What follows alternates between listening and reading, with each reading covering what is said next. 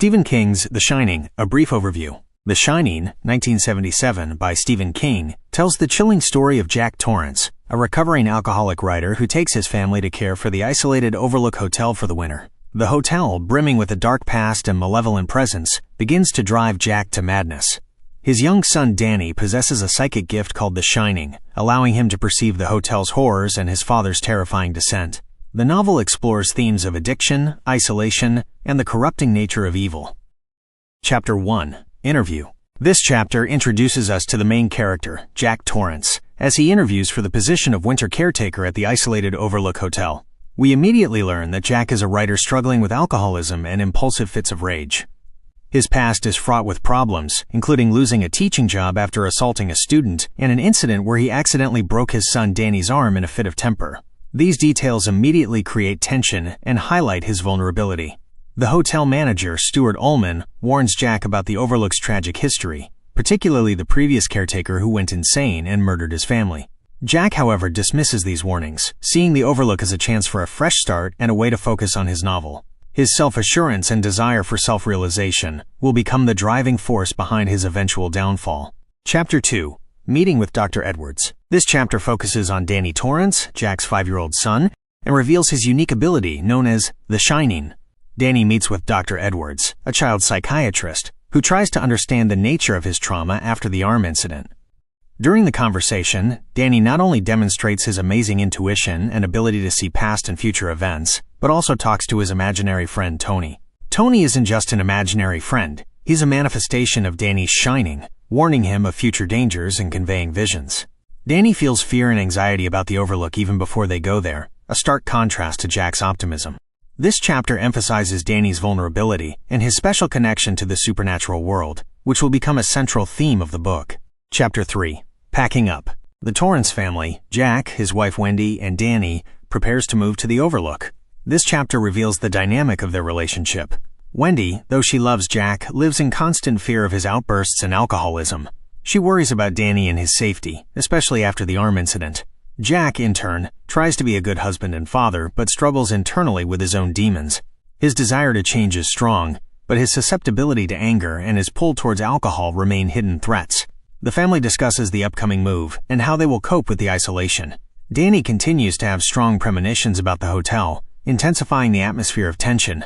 This chapter shows that even in everyday matters, the shadows of the past and an uncertain future are already affecting the Torrance family. Chapter 4. The Drive to the Overlook. The Torrance family travels into the Colorado mountains towards the Overlook Hotel. A sense of growing isolation gradually builds as they move further away from civilization. The landscapes change to become more harsh and wild, symbolizing their departure from the normal world. During the drive, they stop to admire the views, and we see how each family member reacts to the environment in their own way. Danny still feels anxious, and his shining begins to show its first signs, manifesting as brief, disturbing visions. Jack tries to remain optimistic, but his internal struggle is hinted at. Wendy remains cautious, but hopes for the best. The drive to the hotel becomes a metaphor for their journey into the unknown, where they will confront their deepest fears and demons. Chapter 5. The Hotel. The Torrance family arrives at the Overlook Hotel. It's a grand but old building that looks somewhat dilapidated. We get a detailed description of the hotel, its size, various rooms, the lobby, the ballroom, the kitchen. The sense of grandeur and simultaneously decay creates a special atmosphere. They are greeted by the friendly but somewhat eccentric head chef Dick Halloran, who possesses The Shining, just like Danny. A special bond forms between them, and Halloran warns Danny about the things that might be in the hotel and advises him to contact him for help if anything bad happens. This meeting is crucial, as Halloran becomes a kind of protector for Danny and the only person outside the hotel who understands his abilities. A sense of something sinister already hangs in the air, and Jack, though impressed by the hotel, begins to feel its strangeness. Chapter 6. Closing down. The season ends, and the Overlook Hotel staff gradually depart, leaving the Torrance family alone. This chapter emphasizes the growing isolation of the family. The process of closing down the hotel, cleaning, and winterizing it creates a sense of definitive disconnection from the outside world. Jack feels increasingly lonely and devoted to his work, writing his novel. He begins to explore the hotel, and this gives him a sense of his own importance and control. However, at the same time, he begins to feel the strange atmosphere of the hotel, though he tries to ignore it. Danny, meanwhile, becomes increasingly sensitive to supernatural manifestations, feeling the presence of unknown entities. He begins to see brief, disturbing visions that indicate the hotel is coming alive and about to reveal its true nature. Chapter 7. The Grand Tour. Jack continues to explore the hotel, learning about its history and secrets. He finds a scrapbook with clippings about the hotel, which reveals its dark past. Suicides, murders, mysterious disappearances, and brutal crimes. This information fascinates Jack, and he begins to feel a connection to the hotel, as if it's giving him ideas for his novel. This becomes a dangerous temptation for him as he delves deeper into the Overlook's dark side. Meanwhile, Danny begins to see even clearer and more terrifying visions. He sees dead people, blood, scenes of violence that occurred in the hotel. These visions become increasingly intense and realistic, driving him into a state of panic. Wendy notices changes in Jack and Danny but can't fully understand what's happening. She feels a growing sense of anxiety and impending danger. Chapter 8. The Locked Room 217. This chapter is one of the most suspenseful. Danny, under the influence of his shining, feels a strong pull towards room 217. Halloran had previously warned him that it was a special room, and advised him not to go in there. However, curiosity and an irresistible force lead Danny to it. He opens the door and sees horrifying visions. The decaying corpse of a woman in the bathtub. This vision is so real and terrifying that Danny goes into shock. He tells Jack about it, who initially doesn't believe him, considering it childish fantasies. However, Jack decides to check room 217 himself. He goes in and, though he doesn't see the corpse, feels a distinct presence of something sinister. This episode becomes a turning point, as Jack begins to realize that the hotel is indeed alive and something dangerous resides within it. The hotel begins to exert its power, trying to influence Jack through his doubts and weaknesses. Chapter 9. The Snowstorm. With the arrival of winter, a massive snowstorm descends upon the Overlook Hotel, completely cutting it off from the outside world. This intensifies the feeling of isolation and hopelessness. The snow becomes not just a weather phenomenon but a symbol of a trap from which there is no escape. The Torrance family finds themselves prisoners of the elements and the hotel's supernatural forces. Each family member reacts to the deteriorating situation in their own way. Jack becomes increasingly immersed in the hotel's history and begins to feel like a part of it. He spends more and more time alone, drinks, though non-alcoholic beverages, and begins to experience psychological changes. Danny, meanwhile, suffers from constant attacks of fear and visions that indicate the hotel is about to strike. Chapter 10. Topiary Animals. The Overlook Hotel begins to actively manifest its evil essence, influencing Jack. He sees the reanimated topiary animals on the hotel lawn, which change their positions. This is one of the first obvious supernatural manifestations that both frightens and fascinates Jack. The hotel plays with his consciousness, blurring the lines between reality and illusion. He begins to hear voices and see ghosts that encourage him to violence and feed his dark sides. Jack gradually loses his mind, and his behavior becomes increasingly aggressive and unpredictable. Wendy begins to realize that Jack is changing, and his condition causes her serious concern. Danny, in turn, suffers from constant fear and visions, indicating that the hotel is about to attack.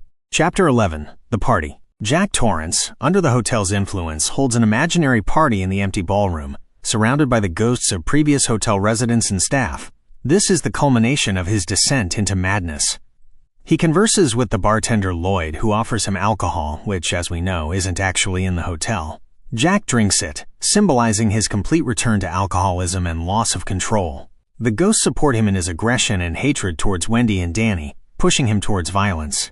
Jack feels like a full-fledged member of this society of ghosts, and this gives him a sense of power and belonging. He completely abandons his responsibility as a father and husband, becoming a puppet of the hotel. This chapter demonstrates how deeply the hotel has penetrated Jack's consciousness, turning him into an instrument of its evil will.